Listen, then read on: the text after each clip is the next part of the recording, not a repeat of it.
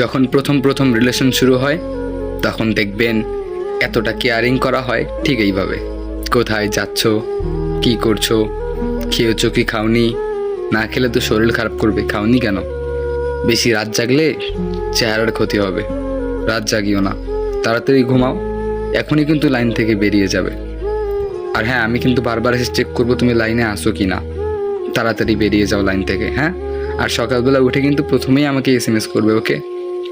Cigarette খাওয়া যাবে না, বাইরে বেশি আড্ডা দেওয়া যাবে না কিন্তু। আমার কথা শুনবে তো, সারা জীবন কিন্তু এইভাবেই শুনতে হবে। আরও কত কি কিন্তু যখন একটু পুরাতন হয়ে গেল, যখন একটু আস্তে আস্তে মানে দিন বাড়তে লাগলো, যখন সময় বাড়তে লাগলো, তখন আর খোঁজই পাওয়া যায় না।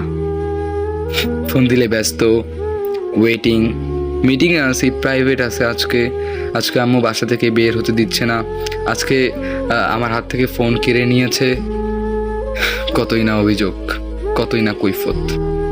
আসলে ভালোবাসারও না, যদি আপনাকে কেউ ভালোবাসবে তাহলে সে শুরুর দিকে যেমন থাকবে, যখন দিন বাড়তে লাগবে, যখন সময় বাড়তে লাগবে, তখন আরও আপনার প্রতি ভালোবাসাটা বেড়ে যাবে।